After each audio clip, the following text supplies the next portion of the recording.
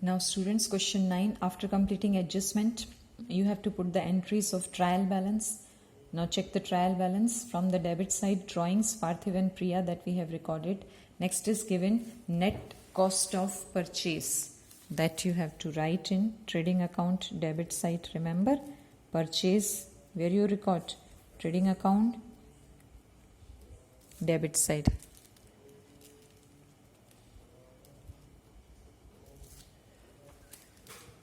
See, you have to learn the format. That's your duty. Format learn होगा तो फटाफट सम होता जाएगा. Next, it's given stock of goods and bracket में the date is given 31st March 2017. Okay, अब ये बात ध्यान रखना, मैं ट्रायल बैलेंस की एंट्रीज कर रही हूँ, so they have only single effect. Stock of goods bracket में 31st/3/17, that is closing date means it's a closing stock. When closing stock is given in trial balance, only one single effect is to be given, and that is in the balance sheet asset side. Okay, so right here, closing stock 28,000. Okay, closing stock 28,000. Next, it's given receivables. Receivables means debtors that we have done. Next is wages, salary. As per format, you have to write it in the trading account debit side. Okay, to wages, salary. Wages or salary, but you see the first word, it's wages. So wages, salary is rupees 10,000. Okay. Next is trading expenses. As per the format, trading expenses means PL account debit side you have to write, that is 16,000. After that, building, you know, building means fixed asset as per format. और format किसको learn करना है? आपको.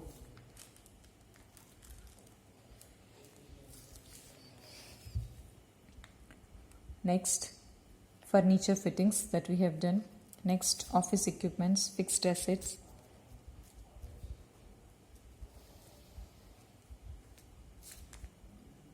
Office equipments 4,000.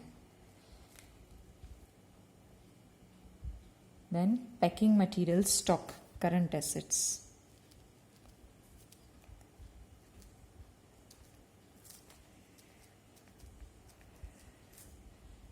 $4,000. Okay. Last is given cash balance. This is also current asset 2,000. ये हो गई debit side की trial balance. Now credit sides trial balance.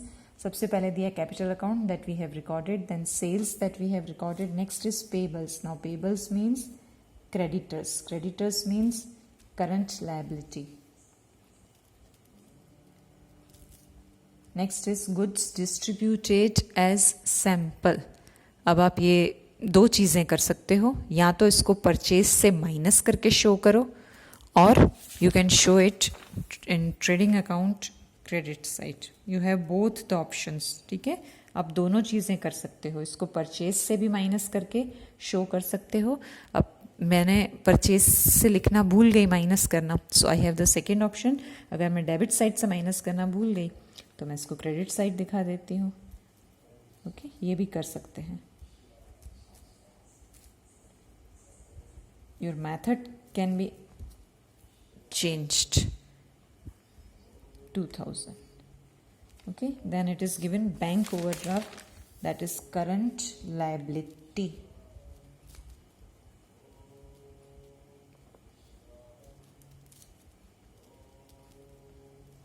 Okay, simple. अब ये एडजस्टमेंट के डबल इफेक्ट्स भी हो गए और ट्रायल बैलेंस के सबका मैंने सिंगल इफेक्ट भी दे दिया. Okay, simple. एक ही चीज़ है बेटा, आप लोगों को फॉर्मेट याद होगा तो जस्ट प्लॉटिंग करते जाओगे, राइट? तो भी more than 50% score you will be able to cover. Now just we have to close the sum, nothing else. First step what you will do, close the trading account. Debit side का total करना, credit side का total करना, और जिस side का total ज़्यादा हो उसमें से कम साइड वाला टोटल माइनस करना. अब ऑब्वियसली जो डिफरेंस आएगा वो कहाँ लिखोगे, जहाँ डिफरेंस वैल्यू बैलेंस की कम हो, राइट। जैसे मैंने क्रेडिट का टोटल किया और डेबिट का टोटल किया, जिस साइड कम होगा डिफरेंस वहीं आएगा ना, तभी तो इक्वल होगा।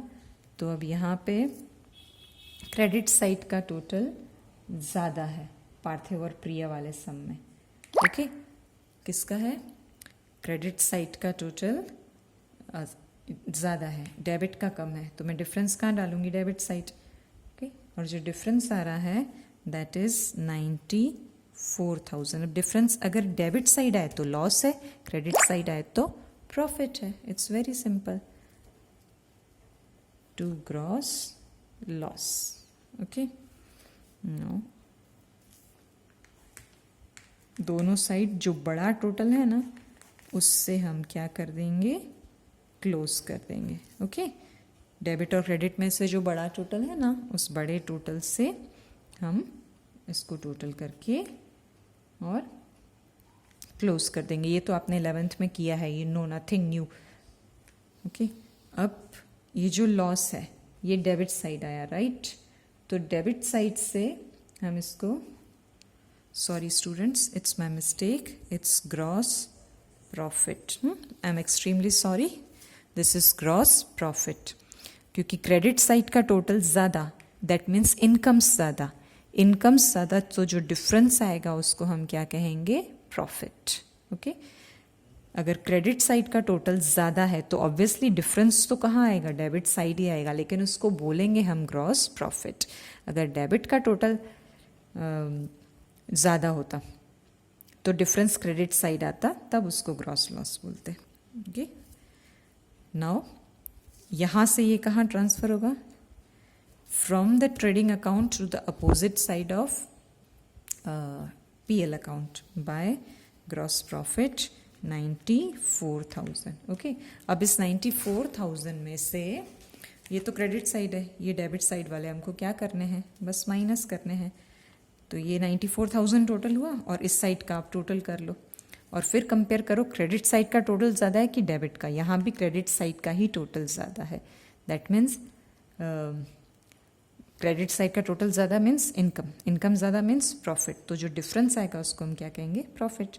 लेकिन जहाँ कम होगा वहाँ डिफरेंस लिखोगे ना, तो PL के आंसर को हम कहते हैं नेट प्रॉफिट। तो जो डिफरेंस आएगा हमारा दैट विल बी 65,200। ओके, और जो बड़ा टोटल है 94,000 उससे आप दोनों साइड क्लोज कर दो। Okay, clear. अब क्लोज करना तो आपको आता है, बस क्रेडिट का टोटल ज़्यादा तो आंसर प्रॉफिट, डेबिट का टोटल ज़्यादा तो आंसर लॉस। ट्रेडिंग का आंसर आया PL में। अब जो ये PL का आंसर आया उसको मैं ले जाऊंगी कहाँ? PL एप्रो में, opposite side by net profit. जो भी PL का आंसर आया उसको मैंने अपोजिट साइड PL एप्रो में ट्रांसफर किया। ट्रेडिंग से PL, PL से PL appro. Now 65,200 plus 456 total will be 65,656। Okay, clear. ये मैंने लिखा नेट प्रॉफिट PL से ट्रांसफर करके, और इस साइड का टोटल आया 65,656। ये क्रेडिट का है, इसमें से डेबिट आपको कितना दिख रहा है? 3,200। बस ये माइनस कर दो, so your remaining balance will be 62,456। तो यहाँ भी किस साइड का टोटल ज़्यादा है? क्रेडिट का। क्रेडिट का टोटल ज़्यादा मीन्स प्रॉफिट, लेकिन PL एप्रो के आंसर को हम कहते हैं टू डिविजिबल प्रॉफिट। जैसे ट्रेडिंग का आंसर ग्रॉस प्रॉफिट, PL का नेट प्रॉफिट, वैसे ही PL एप्रो का आंसर होता है divisible profit. Divisible profit means आपके जितने भी पार्टनर्स हैं उनको क्या करोगे? डिस्ट्रीब्यूट कर दोगे। पार्थिव और प्रिया में डिस्ट्रीब्यूट करोगे। किस रेशो में? चेक करो, सब में जो रेशो दिया है, नहीं दिया है तो इक्वल आधा आधा बांट देते हैं। ओके, इस प्रॉफिट को, ये वाले को आधा आधा बांट दिया, हो गया। इसका 50% एक पार्टनर को, 50% सेकेंड पार्टनर को, और जो टोटल है वो तो आपको दोनों साइड से क्लोज कर देना है। ओके, अब यहाँ से ये जो आंसर है आपका वो कहाँ ट्रांसफर हो गया? नेक्स्ट अकाउंट में ट्रांसफर होगा। PL एप्रो से जाएगा वो आपका कैपिटल अकाउंट में, अपोजिट साइड। यहाँ से नेक्स्ट अकाउंट में जाएगा bye divisible profit. Okay, let's transfer it. जो भी हमारा आंसर आया है 31,228, 31,228 हो गया। ओके, नाउ टोटल कर लेते हैं। इसका टोटल आ रहा है 57,148, किसका? पार्थिव का, और प्रिया का ये। ओके, ये टोटल आ गया। अब बस क्या करना है, पार्थिव का जो ये टोटल है उसमें से पार्थिव के ये वाले अमाउंट्स क्या कर दोगे? माइनस। तो जो बचेगा वो होगा आपका बैलेंस 52,084। ऐसे ही जो प्रिया का टोटल है उसमें से प्रिया के जो डेबिट वाले अमाउंट्स हैं वो क्या कर दो? माइनस। तो जो आएगा वो होगा आपका बैलेंस। क्लियर? इसको बस आपको लिखना क्या है, सी, जो आंसर आया ना वो है आपका क्लोजिंग कैपिटल, तो बैलेंस CF, और टोटल आप तो सेम लिख दोगे टोटल, और 48,508। ओके, तो इसमें भी वही किया, डेबिट में से क्रेडिट माइनस किया, डेबिट में से क्रेडिट माइनस किया, जो आंसर आया वो हमारा बैलेंस है। अब ये क्या है आपका आंसर? याद रखना, टोटलिंग्स आपके आंसर नहीं है, जो डिफरेंस आता है वो आपका आंसर है, जो डिफरेंस आते हैं। तो यहाँ पे ये डिफरेंस आया ना, इसको क्या बोलते हैं? Balance CF, closing capital. तो अब ये कैपिटल है तो कहाँ ट्रांसफर होगी? Obviously in balance sheet. आ जाओ बैलेंस शीट में, ये आ गए हम बैलेंस शीट में। Give the heading capital. Okay, यहाँ पे डाल दो आप पार्थिव एंड प्रिया। पार्थिव आंसर जो आपका डिफरेंस आया, बैलेंस आया, ये मैंने कॉपी कर दिया। ओके, पार्थिव और प्रिया के आंसर, इनको टोटल करके और ये ले लो। Very simple. ट्रेडिंग से PL में आंसर ट्रांसफर किया, PL से PL एप्रो में, और PL एप्रो में से गए हम कैपिटल में, और कैपिटल का आंसर बैलेंस शीट में, लायबिलिटी साइड। बस, अब तो कुछ नहीं है। What is next step? Just do the total. Liabilities का टोटल करो, एसेट्स का टोटल करो। इस साइड का टोटल आ रहा है 147,200, और इस साइड का भी टोटल आ रहा है ओके। बैलेंस शीट टैली, यही तो करना है। ये हो गया आपका 11 मार्क्स का सम।